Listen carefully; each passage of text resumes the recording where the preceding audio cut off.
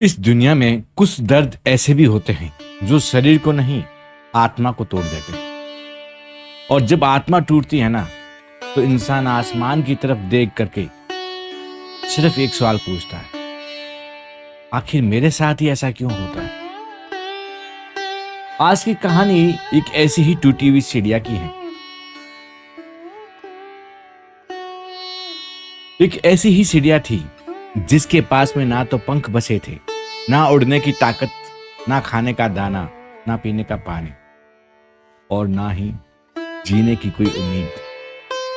वो जलते हुए रेगिस्तान में पड़ी थी, धीरे धीरे मौत का इंतजार करती हुई। लेकिन फिर उसकी जिंदगी में कुछ ऐसा हुआ जिसने सिर्फ उसकी हालात ही नहीं, उसकी किस्मत भी बदल दी। और शायद ये कहानी उस चिड़िया की नहीं, ये कहानी हम सब की है। दोपहर का समय था, सूरज आसमान में आग बनकर जल रहा था। रेगिस्तान की रेत इतनी गर्म थी कि उस पर कुछ पल खड़े रहना यानी कि मौत को बुलाना। दूर दूर तक तपता हुआ रेगिस्तान ही रेगिस्तान, ना कोई पेड़, ना कोई पानी, ना कोई जीवन, ना कोई जीवन की कोई उम्मीद। उसी वीराने के बीच एक नन्ही सी चिड़िया थी। उसकी हालात ऐसी थी कि उसे देखकर पत्थर का दिल भी पिघल जाए। उसके शरीर के लगभग सारे पंख झड़ चुके थे, जो कभी उसे आसमान की ऊंचाइयों तक ले जाते थे। आज वही शरीर घिसट रहा था जमीन पर। आंखों में दर्द था। वो कई दिनों से भूखी थी, गला प्यास से सूख चुका था, शरीर बीमारी के कारण कांप रहा था। और सबसे बड़ा दुख पता है क्या था? अब उसे जीवन जीने की उम्मीद ही छोड़ दी। कभी चुपचाप आसमान की तरफ देखती, जैसे भगवान से पूछ रही हो, आखिर मैंने ऐसा कौन सा गुनाह कर दिया कि मेरी जिंदगी ने सब कुछ मेरे से छीन लिया। वो अक्सर भगवान से शिकायत करती थी, क्यों मेरी जिंदगी में सिर्फ दर्द ही दर्द है, क्यों हर खुशी मुझसे छीन ली गई है, क्या मेरी किस्मत में भी कभी सुकून नहीं लिखा है। और जवाब में सिर्फ गर्म हवा चलती थी। एक शाम जब सूरज धीरे धीरे डूब रहा था और आसमान लाल रंग का हो चुका था, तभी आसमान में एक सफेद रंग का कबूतर गुजरा। पंख चमक रहे थे, उसकी आंखों में एक अजीब सी शांति थी, मानो वो इस दुनिया का है ही नहीं। चिड़िया ने कांपती आवाज में उसे पुकारा, भाई रुको। कबूतर उसके पास उतरा। उसने चिड़िया की हालात देखी और उसकी आंखें भर आई। चिड़िया धीरे से बोली, तुम कहां जा रहे हो भाई? कबूतर मुस्कुराया और बोला, मैं उस जगह जा रहा हूं जहां दुख खत्म हो जाते हैं। मैं भगवान के दरबार में जा रहा हूं। ये सुनते ही चिड़िया की बुझी हुई आंखों में हल्की सी चमक आई। उसने कहा, क्या तुम भगवान के वहां जा रहे हो? क्या तुम भगवान से मेरे लिए एक सवाल पूछोगे? बस इतना पूछना कि मेरा दर्द कब खत्म होगा, मैं कब तक ऐसे तड़पती रहूंगी। कबूतर ने उसकी ओर देखा। उसकी आंखों में इतनी बेबसी थी कि मना करना भी मुमकिन नहीं था। वो बोला, मैं जरूर पूछूंगा। वो उड़ गया। कई पहाड़, कई बादल, कई रोशनी भरे रास्ते कबूतर ने पार करके वो स्वर्ग पहुंचा। वहां हर तरफ अद्भुत शांति थी, जैसे समय ठहर गया हो। कबूतर ने एक देवदूत को सारी बात बताई। देवदूत ने एक विशाल सी पुस्तक खोली और उसके पन्ने चमक रहे थे। कुछ देर बाद उसने गहरी सांस ली और कहा, उस चिड़िया के भाग्य में अभी 10 वर्षों का दुख और लिखा है। कबूतर का दिल बैठ गया। 10 साल? उसने दुखी होकर कहा, वो तो अभी से टूट चुकी हैं। वो 10 साल कैसे निकालेगी? क्या कोई रास्ता नहीं है? क्या उसकी मदद नहीं कर सकते? देवदूत कुछ पल शांत रहा, फिर उसके चेहरे पे एक हल्की सी मुस्कान आई और उसने कहा, रास्ता है, लेकिन बहुत कम लोग उसे समझ पाते हैं। कबूतर ने पूछा, कौन सा रास्ता है? देवदूत बोला, उसे कहना कि वो अपने दुखों को बार बार गिनना बंद करे। अभी वो हर पल सिर्फ यही देख रही है कि उसके पास में क्या नहीं है, ना ताकत, ना पंख, ना कोई सहारा, और यही सोच उसको दर्द को और बड़ा कर रही है।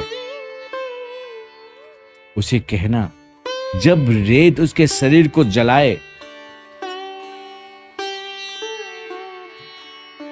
तो वो ये याद करे कि उसके अंदर अभी भी सांसें बाकी हैं।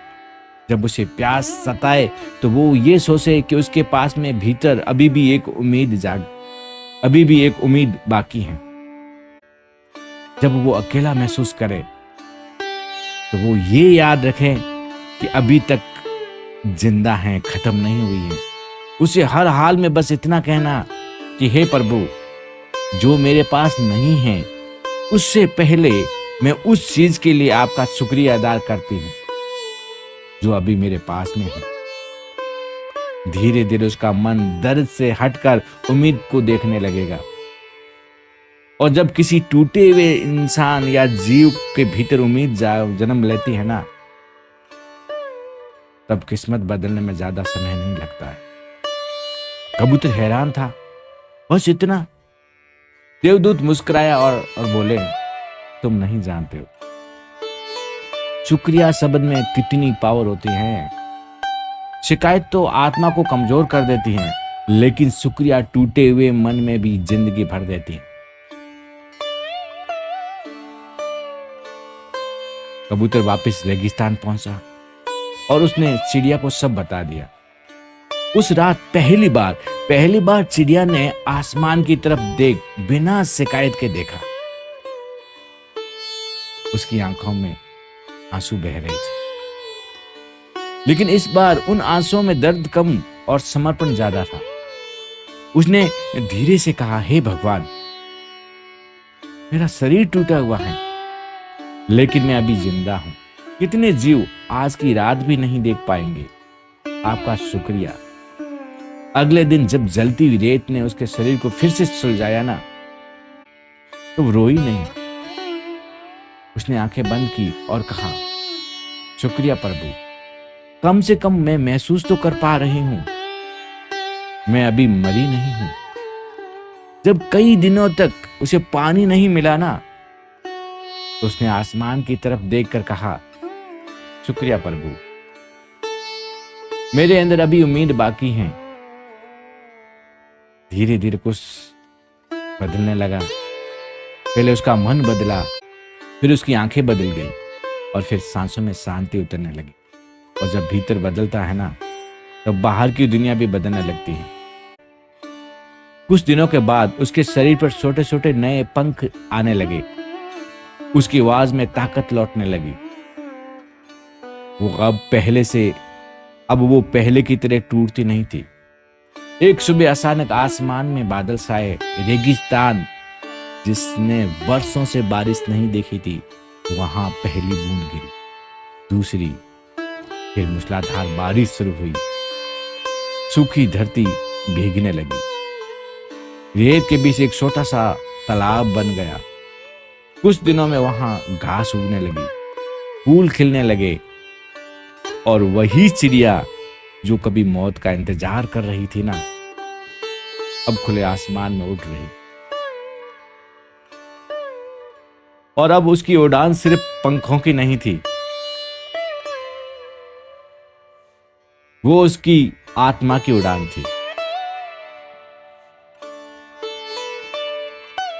कुछ दिन बाद कबूतर फिर वहां से गुजरा।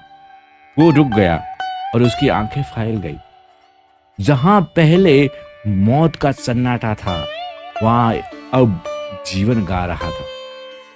वो तुरंत स्वर्ग गया और देवदूत से पूछा, आपने तो कहा था कि उसके भाग्य में 10 साल का दुख और लिखा है, फिर ये 10 दिनों में सब कुछ कैसे बदल गया?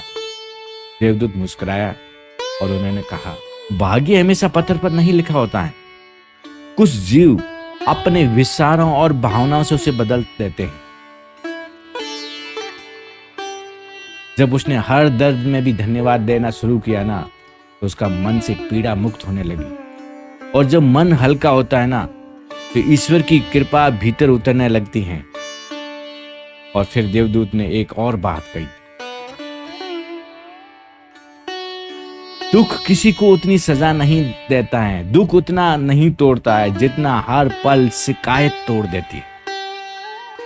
और जिंदगी किसी को उतना नहीं उठाती है जितना एक सच्चा शुक्रिया उठा देता है। लोग अक्सर रोते रहते हैं कि हमारे पास में क्या नहीं है, लेकिन कभी रुक कर ये नहीं देखते कि जो हमारे पास में है वही किसी की पूरी जिंदगी का सपना है। जिस दिन इंसान शिकायत करना छोड़कर शुक्रिया करना सीख लेता है ना, उसी दिन से उसकी किस्मत बदलना शुरू हो जाती है। जिंदगी में चमत्कार तब नहीं होता जब सब कुछ मिल जाता है। चमत्कार तब होता है जब कोई टूटे हुए हालात में भी मुस्कुरा कर कहे, हे प्रभु तेरा शुक्रिया। जो है उसके लिए आपका बहुत बहुत शुक्रिया। अगर इस कहानी ने आपके दिल को थोड़ा बहुत भी छुआ है ना, तो इस वीडियो को लाइक करें, चैनल को सब्सक्राइब करें। और अगर आपको ऐसी ही कहानियों के साथ अपनी जिंदगी को भीतर से बदलना चाहते हैं, तो प्लीज इस चैनल को सब्सक्राइब करें और हमारे इस सफर का हिस्सा बन जाइए। आपके समय के लिए बहुत बहुत धन्यवाद।